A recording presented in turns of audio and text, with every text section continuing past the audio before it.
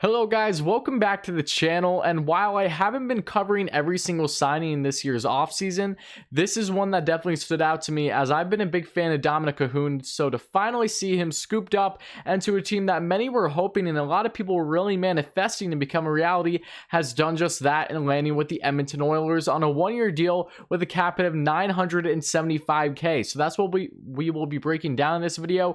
Dominik Kahun, my thoughts on this signing, why it makes so much sense for Edmonton and himself, and exactly what the Edmonton Oilers can expect from Kahun next season.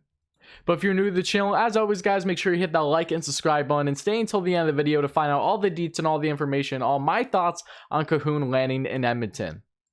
So this was a signing we all had an idea would come to fruition, and again, it did just that. Elliot Friedman came out and said while it will be made official tomorrow, because at the time of recording this, it's the night before, at a cap hit of 975K for 1 year, I do trust his words and I do believe it will hold true whenever that statement is coming out for the Edmonton Oilers. But Kahun is a guy, one of the multiple players that was originally an RFA turned UFA because he couldn't even receive a qualifying offer from the Buffalo Sabres, the same team that traded for him back at the trade deadline with Evan Rodriguez and Sheary part of that deal. And Kahun is a very underrated winger in the AHL. It was only his sophomore year this year in the AHL, and while he didn't put up the same points that he did in his rookie year with the Blackhawks, there is a lot to give with Kahun, and this was a perfect signing for Edmonton and really a head scratcher for Buffalo to not continue trying to keep him, because the idea was, okay, they're not qualifying him, he's going to become a UFA. Maybe this is because they want to lock him up, say more long-term or more value. I really wasn't sure, but they clearly couldn't reach a deal, and I will say this at least, maybe in part of that deal not happening between Buffalo and Kahun long term was the fact that maybe Kahun simply did not want to stay in Buffalo and he voiced his opinion. So that is something to take into consideration, because outside of that, it really makes no sense as to why Buffalo couldn't make this signing happen. They have the cap space. Edmonton has little to no cap space. They don't even have a mill now. They currently have 732K to be exact. That's, you know, barring any guys that say go on long-term IR like Clefbaum, for instance. But nonetheless, a huge signing for the Edmonton Oilers, bringing in Dominik Kahun.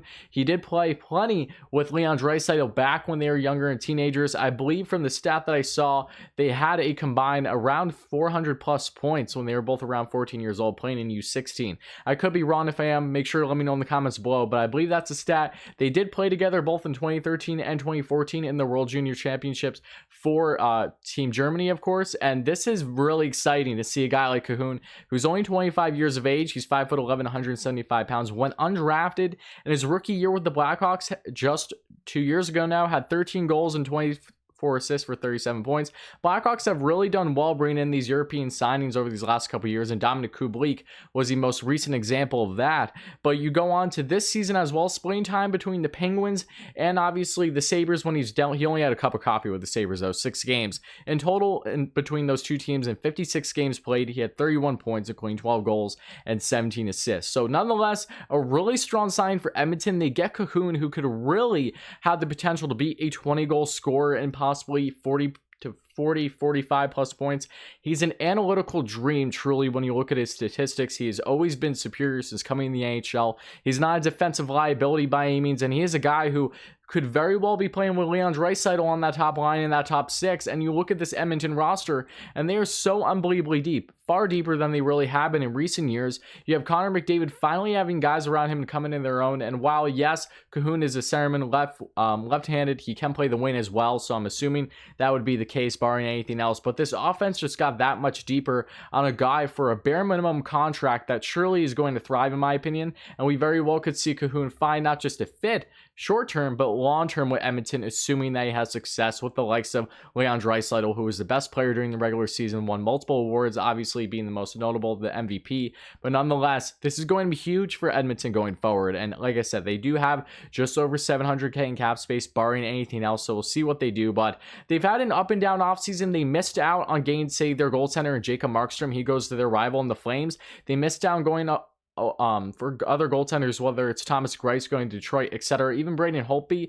But nonetheless, they at least made some strong moves. They got Kyle Turris on that couple-year deal after being bought out on a good value. They kept Tyler Ennis, which I thought was huge for them because Ennis really looks like a strong glue guy in that top 9 for them and played above expectations in an increased role with Ottawa before he was dealt last season. And if you just look at how this roster is really rounding out, I'm very happy to see. And obviously Tyson Barrie too. Huge signing for them out of that 1-year deal. I believe 3.75 mil, if my memory serves me correct. But nonetheless, I love this for the Edmonton Oilers. Bring Kahun in this top 6. You have Killer Yamamoto, who's really a stud. I've been a huge fan of his ever since he was drafted. Smaller stature is not going to be a problem for Killer. He's a beast. Then you have Draisaitl, McDavid in the mix, and then everyone else in that offense, and Ryan Nugent-Hopkins too.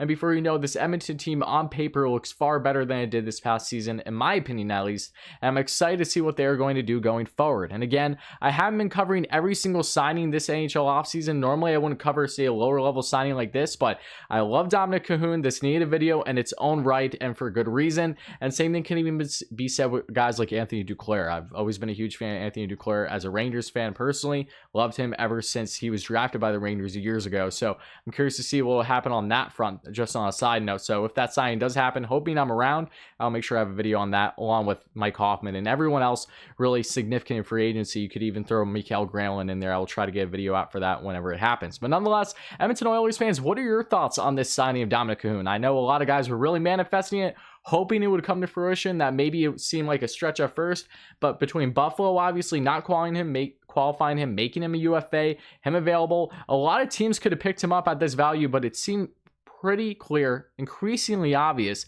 that he wanted to land in Edmonton to play with his guy in Leon Draisaitl. And boy, oh boy, this could turn out to be one of the best point for value contracts that we will see in all of next season. But guys, let me know your thoughts in the comments below. How do you feel about Dominik Kahun landing in Edmonton, reuniting with a guy like Leon Draisaitl? Because there's few and far between Germans in the NHL as it is. It's on the rise with guys like Moritz Seider and Tim Stützle, but nonetheless, there isn't a lot of them. So it is great to see a couple pair together that actually have familiarity and have had great success in their younger life as teenagers especially. But again, let me know your thoughts in the comments below, guys, and check out my previous videos. Check out the Devils video I just did on regarding them and their possible offer sheets that could be imminent within these coming weeks. We'll see what happens there. Check out my previous videos regarding NHL teams with the brightest futures, that series I started on the channel, and look out for a lot of great content coming regarding other teams I'll be discussing in that series with the brightest future. I'm going to be starting another series on the channel. Hopefully tomorrow, we'll see what happens, but a great week of hockey coming on the channel. I can't wait for you guys to be a part of it. So hit that like and subscribe button. As always, it means an absolute ton, guys. Help us get to 2,000 subscribers. I know we will surely get there because you guys are all amazing. But simply, thank you again, guys. It means a ton, and I'll be back real soon.